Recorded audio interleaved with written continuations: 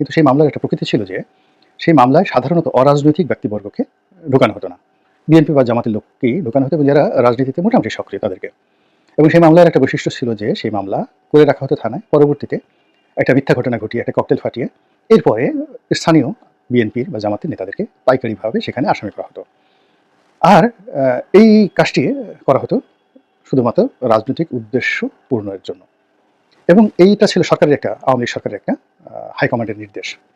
এবং পুলিশের কিছু দুষ্ট কর্মকর্তা এই বুদ্ধিটি সরকারকে দিয়েছিল এই গাইবী মামলার ধারণাটা। এবং এই কারণে দেশে এবং বিদেশে এই গাইবী মামলা নিয়ে ব্যাপক প্রচার ঘটে।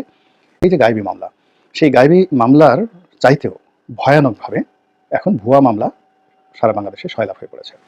মামলা হচ্ছে থানাতে, মামলা হচ্ছে কোর্টে কাছারিতে, এবং সেটা যেন তেন মামলা নয়, হত্যা মামলা, হত্যা প্রচেষ্টা মামলা, ডাকাতি মামলা, আর এরকম বড় বড় মামলা, যে মামলাতে সাধারণত মৃত্যুদণ্ড হয়।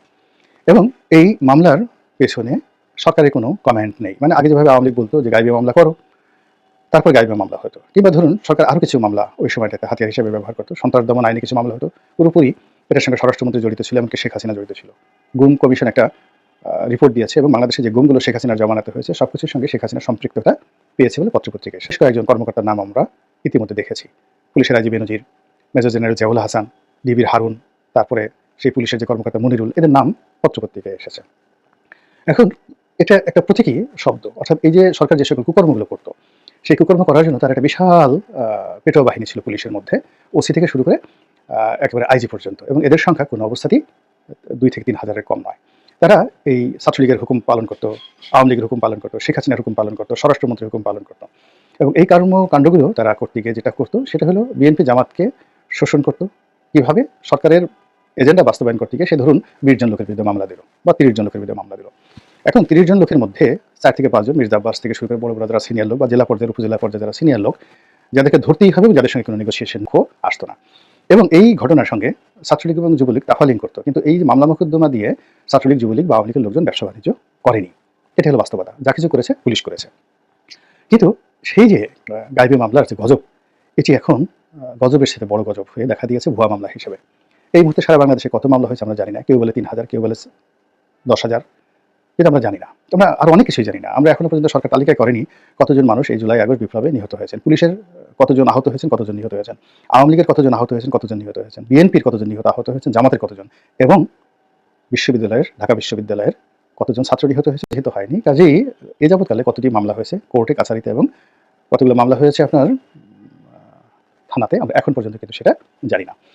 আর যখন আমরা জানি না তখনই সেখান থেকে সন্দেহ শুরু হয়, অবিশ্বাস শুরু হয়, আতঙ্ক শুরু হয়। যেটি পত্রপত্রিকায় দেখে এসেছি যে অন অ্যাভারেজে যে একটা মামলা, সেখানে 1 নম্বর হুকুমের আসামি শেখ হাসিনা, আর নিচে কমপক্ষে 300, উপরে 400-500 ঢালাওভাবে মামলা হয়েছে। সেই মামলা হয়েছে প্রায় সব উপজেলাতে, হাতে গোনা 2-4 উপজেলায় হয়নি বা 2-4 জেলাতে হয়নি, কিন্তু বেশিরভাগ ক্ষেত্রে হয়েছে এবং ঢাকা শহরে অসংখ্য এই মামলা হয়েছে। আমি কয়েকটা উদাহরণ ব্যক্তিগতভাবে বলি। যেমন দেখা গেল সেই বিএনপির বিভিন্ন গ্রুপ রয়েছে, বিএনপির ওখানে 2-3টা গ্রুপ রয়েছে নমিনেশন চায়।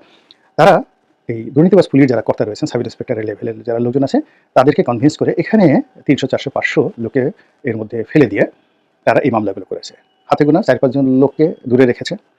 অনেকে পালিয়ে আছেন, যারা এমপি ছিলেন, মন্ত্রী ছিলেন, তারা হয়তো পালিয়ে আছেন।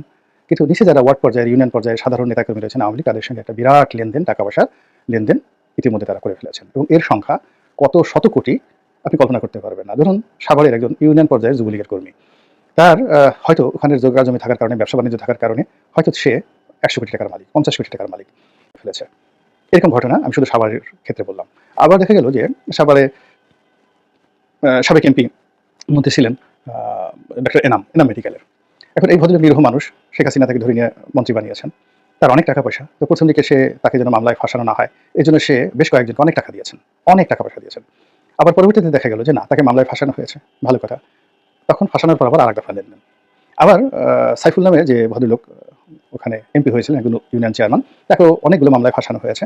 এখন সে অনেক কাজকর্ম করেছে, সেটা আলাদা কথা, কিন্তু ওখানে মুরাজ্জম নামক যে সংসদ সদস্য ছিলেন, তালুকদার তৌহিদ মুরাজ্জম, এখন তাকে 2-3টা মামলাতে ফাঁসানো হয়েছে। এখন ভদ্রলোক সেই জুলাই নয়, জুন মাস থেকে তিনি ব্যাংককে আছেন চিকিৎসার জন্য, মরণাপন্ন তার অবস্থা।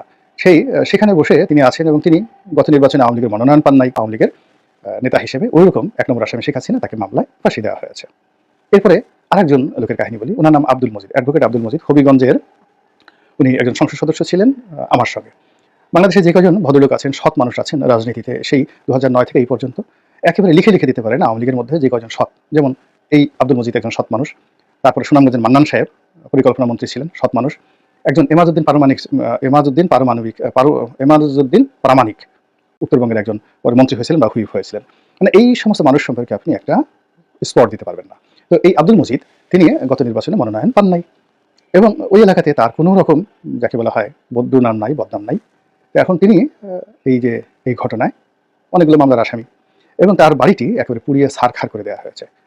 তো তার বাড়িটা হলো যে হবিগঞ্জ জেলা আওয়ামী লীগের সভাপতি বা সেক্রেটারি অ্যাডভোকেট জাহিরের বাড়ির পাশের বাড়ি। তো জাহির সম্পর্কে অনেক অভিযোগ আছে, কিন্তু এই মজিদ সাহেব সম্পর্কে বিএনপির একটা সিঙ্গেল লোক মন্দ বলেন। আমি বিএনপির ওখানকার সভাপতির সাথে কথা বলেছি, সেক্রেটারির সাথে কথা বলেছি, নো ওয়ান। কিন্তু তাকেও মামলায় ফাঁসানো হয়েছে, তার বাড়িটা পুড়িয়ে এমন ছারখার করে দেওয়া হয়েছে, একটা মানে কি বলবো, একটা টাইলসও নেই আর একটা গ্রিলও নেই পুরো বাড়িটা।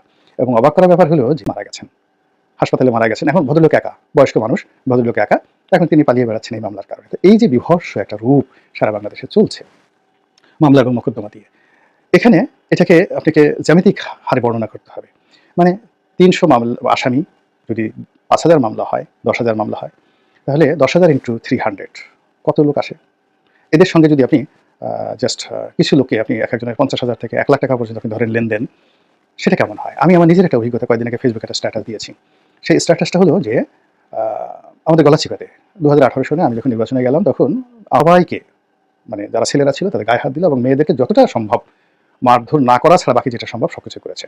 তো এই ভাঙাচোরা গাড়ি নিয়ে আমার স্ত্রী থানায় আসলেন। তো থানায় আসার পর থানায় তো মামলা নিলই না, কোনো রক্ষা করো না, উল্টে আমার বিরুদ্ধে একটা মামলা দিয়ে দিল। আমি তখন হোম অ্যারেস্ট মানে গৃহবন্দী, যে আমি লোকজন সহকারে থানা আক্রমণ করার জন্য হুমকি দিয়েছি টেলিফোনে। তো এই ঘটনার বিরুদ্ধে আমি তো মামলা মোকদ্দমা করিনি, কিন্তু এক বিএনপির এক কর্মী সে আমার সাথে জাস্ট টেলিফোনে বললো যে এরকম ব্যাপার, আমি তো মারধরের শিকার হয়েছি, তো আমি মামলা করতে চাই। আমি বললাম যে দেখো, তোমরা এটা ব্যক্তিগত ব্যাপার না করাই ভালো, বিএনপি এখনো ক্ষমতা আসেনি। তারপর এই মামলা ভালো না, যারা অন্যায় করেছে তারা এই যে পরাজিত হয়েছে এমনি বিপদের মধ্যে আছে, আল্লাহ এমনি শাস্তি দিয়েছে, দরকার নেই। লিস্ট তৈরি করেছে, উকিলকে দিয়ে ড্রাফট করেছে এবং ফেসবুকে ছেড়ে দিয়েছে প্রায় 100 জনের মতো আসামি, এবং যারা এই অন্যায়ের সাথে আদৌ জড়িত না, বিএনপি সেই বড় বড় লোক যাদের টাকা আছে, পয়সা আছে, নেতৃত্ব আছে, তাদেরকে টার্গেট করে এরকম বিরাট এক মামলার ফর্দ। এরপরে আমার কাছে একের পর এক টেলিফোন, রডি ভাই এটা কি ধরনের কথা, আমরা তো এই কাজ করিনি, আপনার একটা সুনাম আছে, সুখ্যাতি আছে, আপনি তো এই কাজ করতে পারেন না। পরে আমি সেই ছেলেকে টেলিফোন করলাম, কথা বললাম যে তুমি এই কাজ কেন করেছো, তাকে বকা দিলাম, তুমি এই মামলা করতে পারবে না। এরপর দেখলাম যে তাকে কিছু অবস্থায় দমন করা যায় না, এরপরে আমি ফেসবুকে একটা স্ট্যাটাস দিলাম, এবং এখন পর্যন্ত মামলা হয়নি। তো যাই হোক, এখন আমার গলাচিপাতে 10 মিনিটে কোনো রাজনৈতিক মামলা এখন পর্যন্ত হয়নি, কিন্তু অন্যান্য জায়গায় তো হচ্ছে। এবং এই যে মামলা, এই মামলার যে চাপ এবং অভিশাপ অতীতের মানে যে কোনো সময়ের সাথে বেশি, এবং অনেক মানুষের সামাজিক, পারিবারিক, রাজনৈতিক ভালো গরুর খামার আছে, বা কারো পালে 10টা ছাগল আছে, এমনকি একটা মুরগির খামার আছে। আপনি অবাক হয়ে যাবেন যে গত 120 দিনে এই জিনিসগুলো মানে যারা ক্ষমতাধর এই মুহূর্তে, আমি দলের নাম বলবো না, তারা সেই আওয়ামী লীগের যে সকল লোকদের খামার ছিল, শিল্প ছিল, কলকারখানা ছিল, সব কিছু তছনছ করে দিয়েছে। আপনি কি দেখুন, বাংলাদেশের গাজী টায়ার মার্কেটের অলমোস্ট 40% তারা ডিল করে। এরপর গাজী ট্যাঙ্ক, ওটাও বাংলাদেশের যে ট্যাঙ্ক, প্লাস্টিক ট্যাঙ্ক, এই মার্কেটের 40 আর 50% তারা ডিল করে। ওখানে 20,000 লোক চাকরি করে, জ্বালিয়ে পুড়িয়ে ছারখার করে দেওয়া হয়েছে। কত মানুষ যে কারখানার মধ্যে মারা গেছে রূপগঞ্জে, ওনার অনেক অন্যায় ছিল, ভূমি দখল থেকে শুরু করে সব কিছু, মানে এমন কোনো কুকর্ম নাই গোলাম দস্তগীর গাজী করেনি। কিন্তু এই জিনিসগুলোকে মানে তাকে শাস্তি দিতে গিয়ে এই 20,000 লোকের যে কর্মসংস্থান এবং জাতীয় অর্থনীতির, ওর সঙ্গে ভ্যাট ছিল, ট্যাক্স ছিল, ইন্স্যুরেন্স প্রিমিয়াম ছিল, ব্যাংক ছিল, বিমা ছিল, সব কিছু তছনছ করে দেওয়া হয়েছে। তো এখন এই যে চাঁদাবাজি, দখল, মামলার কথা বললাম, চাঁদাবাজি, দখল থেকে শুরু করে সব মিলিয়ে যা কিছু করা হচ্ছে, এতে করে সমস্ত বাংলাদেশের যে উন্নয়নের চাকা, এটি রীতিমতো মুখ থুবড়ে পড়েছে। এবং এই জায়গা থেকে যদি আমরা বের হতে না পারি, তাহলে কি হবে, আগামীতে যে জিনিসটা ঘটবে সেটা হলো আমরা শত চেষ্টা করে, ইনুস তো দূরের কথা, যদি আমরা মহাবিশ্ব থেকে আরও বড় কোনো মহামানবকে নিয়ে আসি, আরও বড় কোনো মহামানবকে নিয়ে আসি, তিনিও কিছু করতে পারবেন না। ফলে কি হচ্ছে, মানুষ কাঁদছে, মানুষ আহাজারি করছে, এবং মানুষ অভিশাপ দিচ্ছে।